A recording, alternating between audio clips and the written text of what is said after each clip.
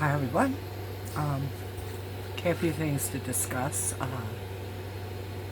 So this morning, I woke up, couldn't breathe, checked my oximeter. I was at 83. That ended up prompting a 20-minute wait for trying to get my husband to wake up by calling him and getting to the hospital and everything, trying to keep enough oxygen building in order to make the walk to the truck. And no, we don't call ambulances here because I live 5 blocks, not even 5 blocks away from the hospital. And I can't afford, a $2,000, $2,500 ambulance bill for that short a distance. So I got there at about 4 this morning, left there at 9. Basically, definitely another setback.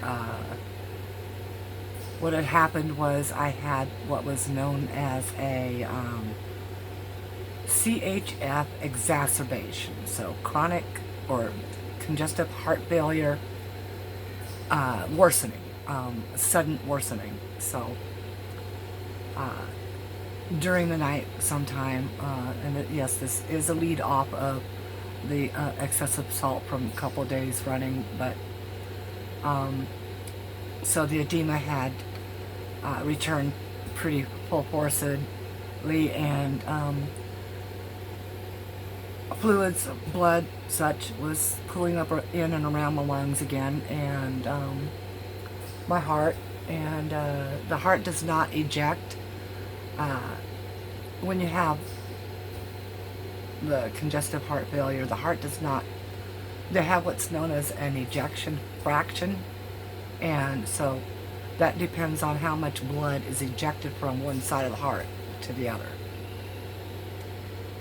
So my EF is 55 to 60. I found that out, and that wasn't last night I found that out. I went into my medical charts again, and I started reading from back in March when I was in the hospital, and found out that EF stood for ejection fraction, because I was asked today by my pharmacist, what was your EF? And I was like, EF, what the hell is that?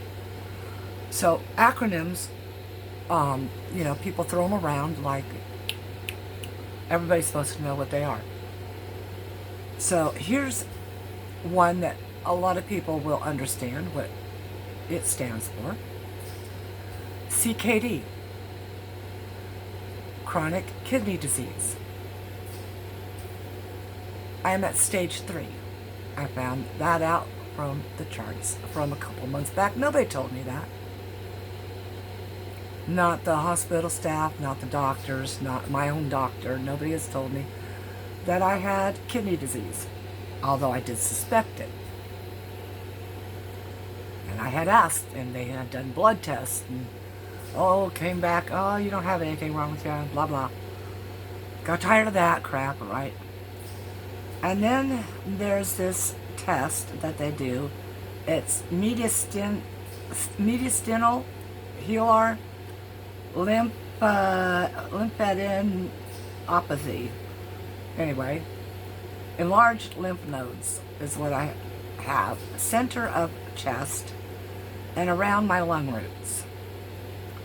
Usually symptom of sarcoidosis, infection, or cancer.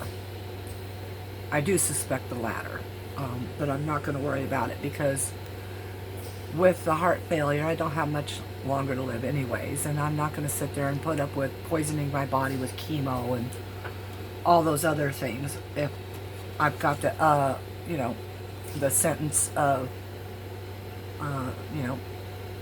heart failure, death. Not worth it.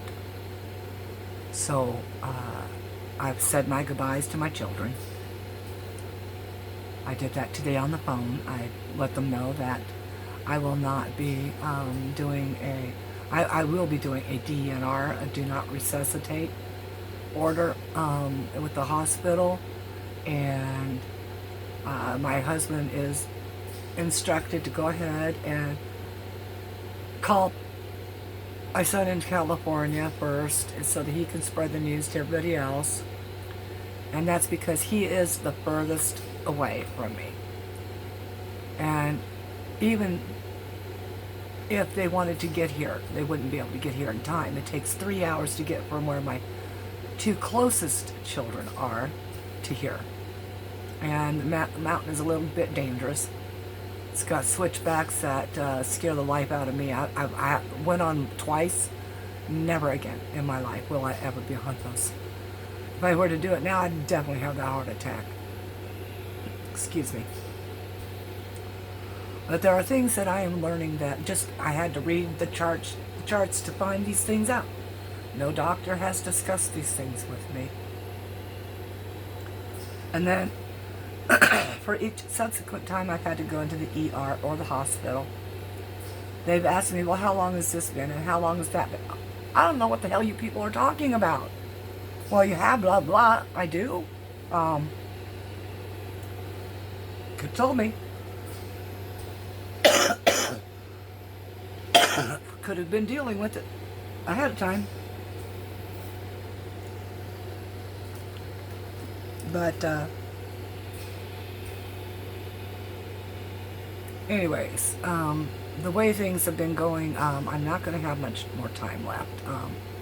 So I will continue on here as long as I can. And if you don't see me for a long time, it's because, well, I'm not here anymore. I might authorize one of my children to go ahead and pop on to let everybody know. He'll either be able to do it in the what do you call that, community page on my thing, or a non-picture video, because, you know, most men don't like their pictures anywhere. Sorry, my throat is doing this weird thing. But sorry about all the bouncing with the camera.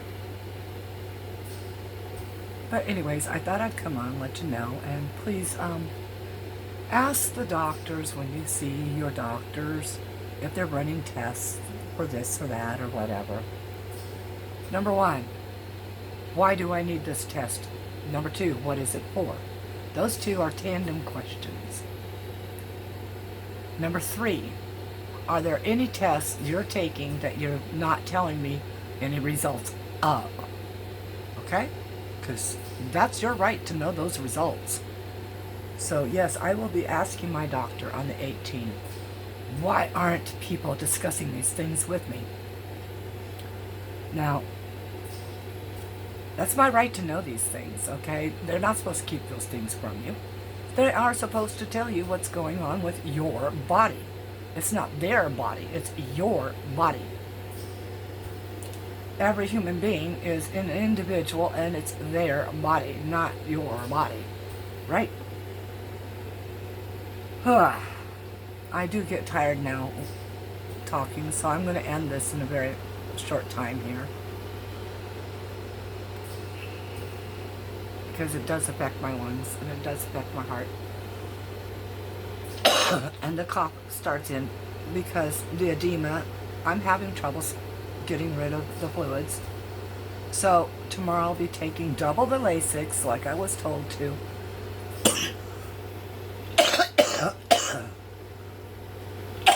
The coughing that you're hearing and listening to that congestion coming in, that is my heart not working properly, and it's sending the fluids in the wrong places, and it's, you know, starting to build again. And I'm trying my best to not have it build. That's why they have me on double Lasix right now. And, well, I don't know what else I can do for it. I can only do what they've been telling me to do, and that's what I've been doing. A couple of times, yes, I did balk at doing things, but Ugh. So I have what my son calls and what I call the kidney itch.